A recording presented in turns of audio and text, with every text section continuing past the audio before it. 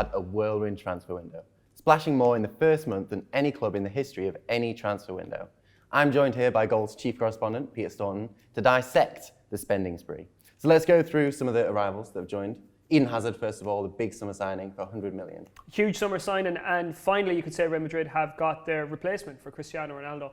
They tried it last summer sort of in a cut price way by bringing in Mariano Diaz. He even took the number 7 shirt when he arrived back from Lyon, but he barely featured for Real Madrid and they had a really poor season. And when you look at the output in the number of goals they scored between Ronaldo's last season and their first season without him, it was almost exactly the goals that Ronaldo scored that were taken away from the team. Now, Eden Hazard, world-class player, world-class goal scorer and assister, Chelsea's player of the season last year. What he's going to have to do is slot in seamlessly into this Real Madrid team, and from a personal perspective, he's definitely going to need to up his assists and his goal scoring. Do you think he'll do it? Yeah, I do. I think he's going to get loads of space in this team. He's going to be probably the chief provider of chances. And yeah, I do fancy him to get in behind one-on-one and use that underrated finishing ability to help Real Madrid bounce back from what was a pretty dismal season. You mentioned that Hazard would be the chief provider, so that would probably be for Luka Jovic, wouldn't it? I would think so. There are some speculation that he might play in a partnership with Karim Benzema. We do know how much Zinedine Zidane rates Karim Benzema, the work rate, how he takes defenders away to open up spaces for the other forwards. But you know, he's going to be 32 this year, and I think he's probably entering the final stretch as a top-level professional. And then the coast will be clear for a striker like Luka Jovic to come in and take over. And this is a natural finisher, more than Benzema, who's more of a link-up player and gets other people into position. Jovic is greedy. He's going to want the ball a lot on his right foot, left foot, head, back to goal, inside the 6-yard box. You can score all kinds of goals, and he's coming to boost Real Madrid's goal scoring numbers inside the box in particular. Yeah, he's had a brilliant year at Eintracht Frankfurt. 60 million euros he's cost. It's a big transfer fee, I guess, but nowadays that's kind of what you'd expect to pay at least for a top striker, isn't it? Yeah, and especially when the big clubs go in for players, they tend to have to pay a premium just because these clubs know that they have these sums to spend. I think Eintracht Frankfurt got great value out of him. They signed him for practically nothing from Benfica and sold him on immediately. And Jovic, relatively unproven. I mean, he's had a good season in the Bundesliga, a good season in the Europa League, but he's another one who does really need to step it up in terms of his output next season and be more consistent, not scoring those spells that we saw him scoring for Frankfurt. He's going to have to score throughout the season for Real Madrid. A more lower-key attacking signing was Rodrygo, who they signed earlier on this year. What do you think he'll bring the team? Well, this one has come in with relatively little fanfare. I mean, people were talking about Real Madrid's younger Brazilian signings. It's Vinicius who was the one that really was the headline signing, and Rodrygo's kind of slipped in there after Vinicius with less expectation. But this is a fantastic young player who's got pretty good experience at Santos already. Quite an adaptable player, can play either side, is quick, very, very skillful. Kind of a typical modern Brazilian attacking player that you expect to get in Brazilian Serie A. Whether he will be a starter for this season going forward, I don't know. Once Vinicius returns from his injury, then you've got Hazard in there as well. I think Luka Jovic coming in too. I think the forward positions are going to be quite well stocked for Real Madrid, so it might be a game here and there for Rodrygo. And Ferland Mendy, he's come in for a little bit more than Rodrygo, who cost 45 million. He cost 48 million. Can you see him slotting straight into the team? Yeah, I can.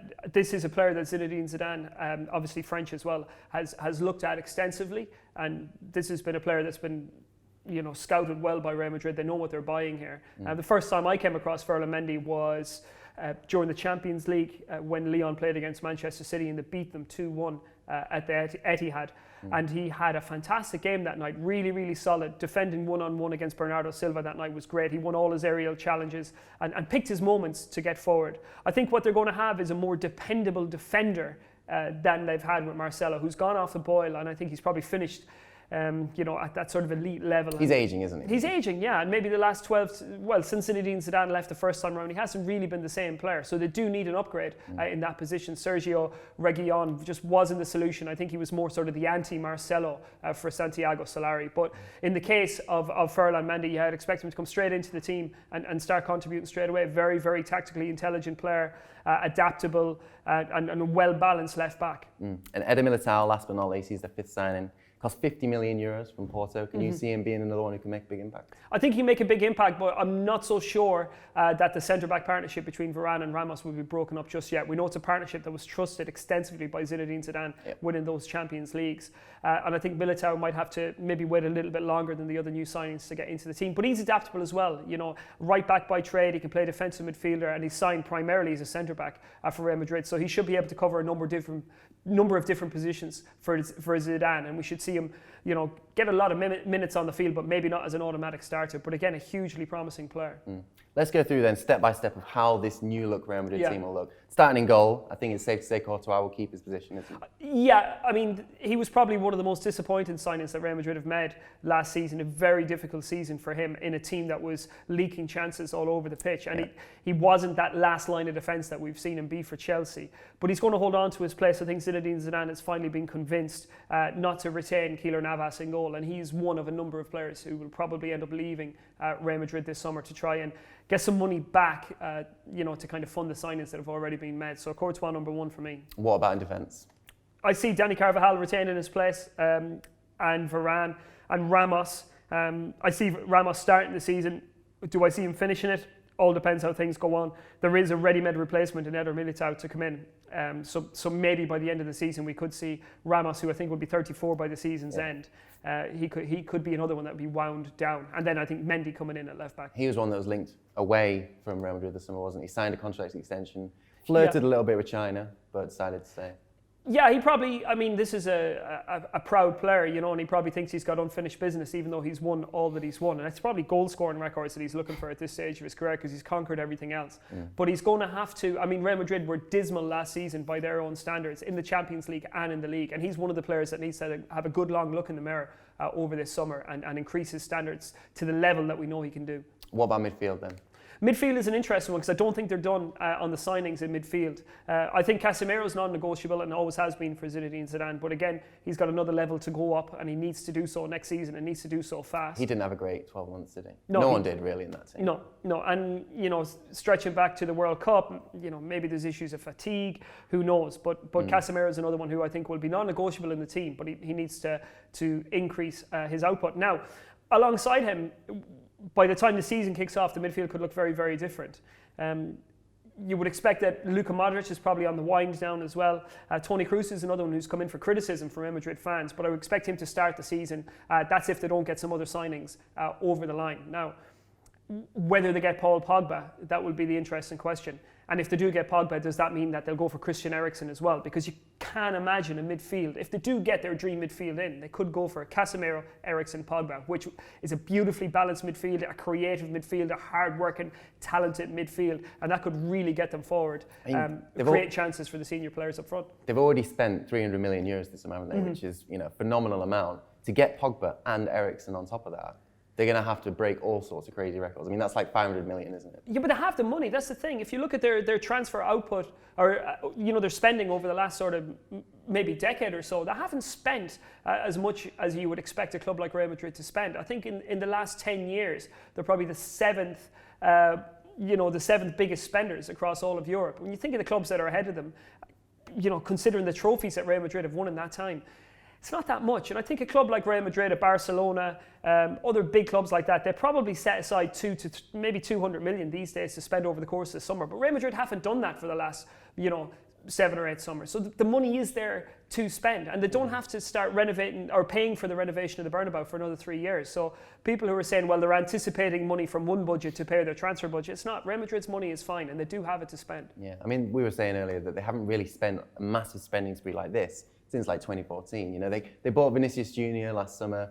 You know, they bought, was it Theo Hernandez a couple of years ago, but they've not really gone out and spent loads on Galacticos like they have this summer since, 2014 when they've got James Rodriguez and Toni Kroos. Well, yeah, and then you go back even further to Kaká, Cristiano Ronaldo, and Karim Benzema arriving in 2009. That was a huge splurge that summer. So it's probably comparable to that. This isn't just a tweak here and there. This is a Real Madrid who need wholesale changes. There's a number of that very successful team who have reached the end of the line, and Zinedine Zidane has gone in there now this summer and he said, okay, if we want to get back to where we were, we're going to need to splash the cash. And Pogba would be a landmark arrival for Zidane. So at the moment, midfield's pretty static. There could be some change there, but in attack, is probably where it looks most different, isn't it? Yeah, and just to finish up with the midfield, you're probably going to see players like James Rodriguez, Isco, and Mateo Kovacic leave on permanent deals this summer.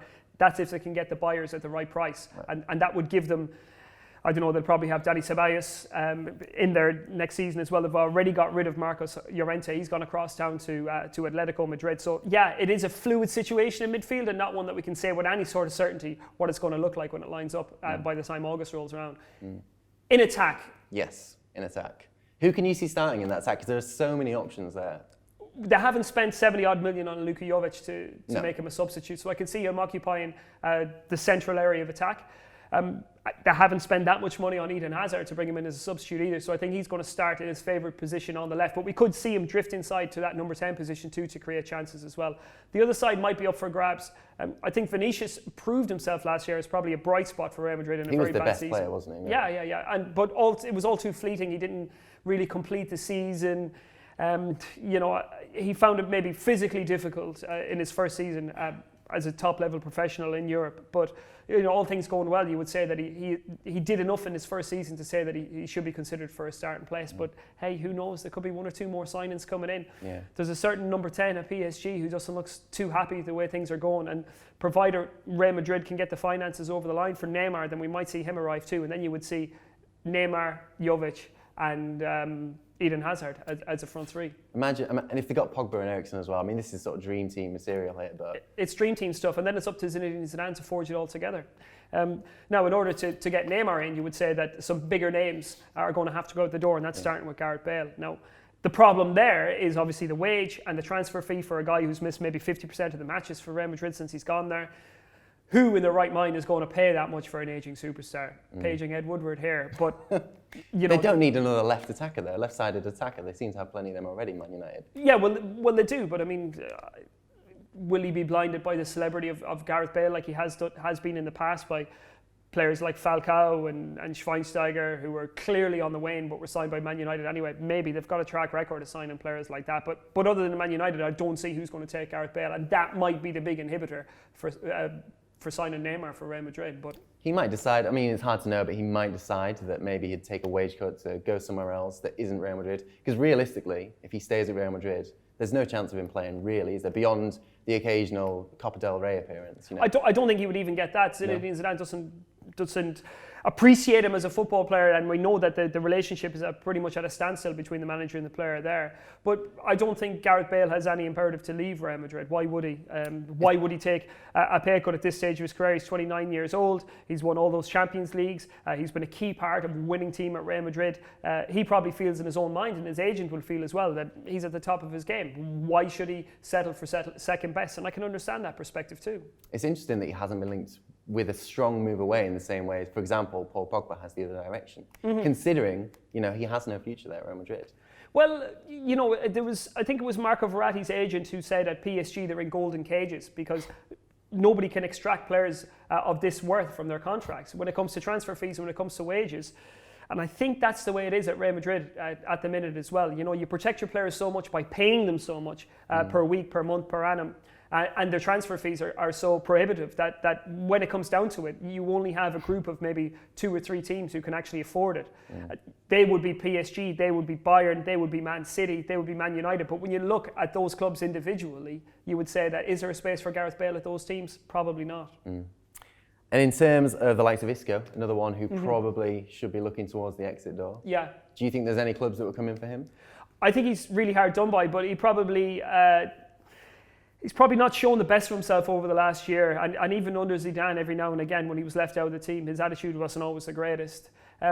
I think he's probably worthy of a top-level club, but I can see him maybe going just beneath that rung to maybe a Tottenham Hotspur, or doing what, like James Rodriguez is going to Napoli as well. So maybe to get the playing time that they require, they might have to take a tiny step back, still play for a Champions League team, but maybe not for one right at the absolute pinnacle. It's funny how big of a difference 12 months can make. Because you go back to 12 months ago, sort of the start of the 2018-19 season, Isco and Bale were looked at as like the future of this new look Real Madrid team under Lopetegui. Lopetegui would have had Isco at the centre of that team, just like he did for Spain And yet here we are 12 months on, and Isco and Bale are looking like nomads. Really. Well, you go back a few months before Lopetegui's appointment, and you had Zinedine Zidane and pretty much ringing the alarm bells to Florentino Perez, saying that I've done all I can with this team. It's a miracle that I've won 3 Champions Leagues in a row. This team requires big surgery, big changes, and if you don't give me the opportunity to do that, I'm going to walk away. And hey, what did he do? It was precisely what he did. And everything that Zidane warned Florentino Perez was going to happen ended up happening. They didn't replace Cristiano Ronaldo.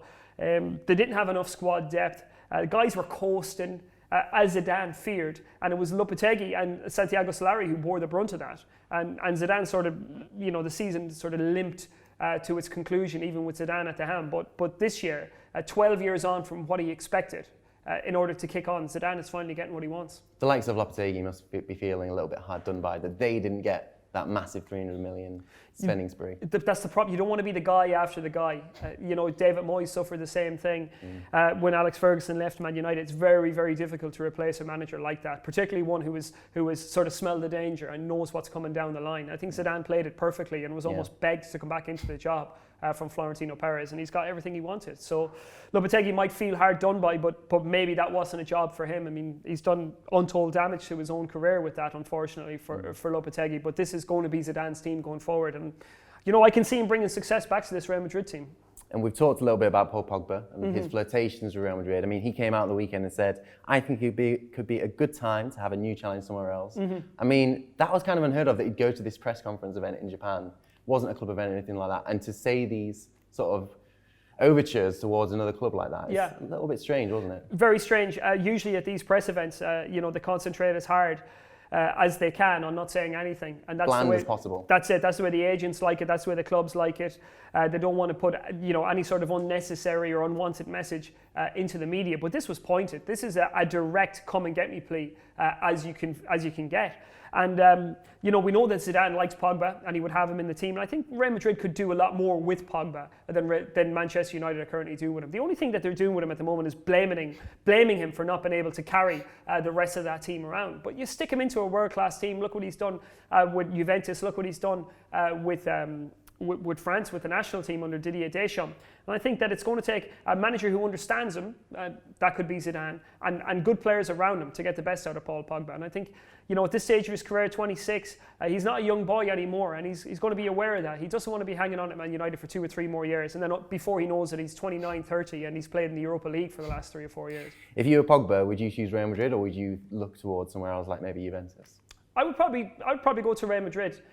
Juventus, I think, is going to be a bit of an unknown quantity next year, because they're going to have their own teething problems in implementing their own version of Sarri ball next year as well. And there's only space really for one superstar at that club, and that's Cristiano Ronaldo. So you're going to be in his service all the time. I think you've got a better opportunity of building a collective in the Real Madrid team. And he's got some of his compatriots there. He's got Mendy, he's obviously got Varane, he's got Zidane, he's got Benzema. I think it'd be a conducive environment. A lot of French speakers there, Hazard and Courtois as well. I think Pogba would be very happy at Real Madrid. What about someone like Eriksen? Do you think he would fit into that sort of mould? Well, he came out with a similar message to say he's ready to kick on and leave the club. But is there space for an Eriksen and a Pogba in the same team? I'm not so sure. I think they would probably both look to be the playmaker from the middle of the field. He might have to wait maybe another year for his dream move and sign a new contract at Spurs, or again, he might have to look at another club. How can you see Real Madrid doing this year then? Because it's a lot of change. Historically, often when teams go through this sort of revamp, it isn't necessarily a guarantee of success, even if it's expensive players. Well, what they do have in their favour is Atletico Madrid are having to do the exact same thing.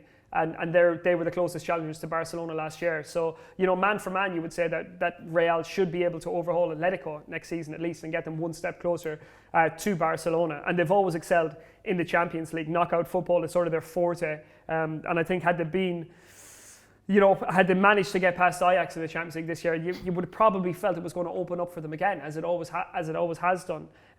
Barcelona have issues to address themselves. And they're super reliant on Lionel Messi again. So I think Real Madrid will be able to spread the workload around a lot better than Barcelona will. So I'm not going to say they're going to win the Champions League and league double, but I fancy them to get one or the other of those trophies. Because they were 19 points behind Barcelona last season. Huge. It's a big gap to close, but they were dreadful for large portions of that season. Yeah. It's hard to see them being quite that bad this year. Yeah, I don't think they'll do that badly again. I mean, Zidane's, if you look at just the results from even once Zidane went in there was scarcely an improvement in how they played or how they performed. And I think everybody just wanted to get that season over and done with and get started again. I don't think they're as bad as 19 points suggests they are. I think they'll be fine next season. Like I say, I think Barcelona is more of a team to win a league, but I think Real Madrid is more of a team to win a Champions League. That's always been the way it's been. One final question then. If you were Zidane and you had one more signing, you could sign anyone you wanted, who would you pick?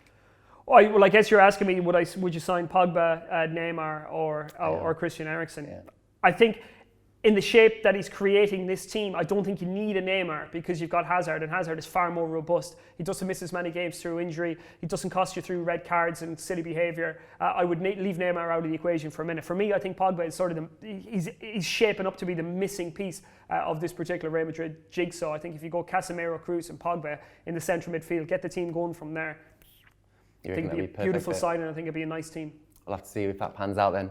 You can check out all the latest Real Madrid news on goal.com and hit the subscribe button and the bell icon to get all the latest YouTube videos direct from goal.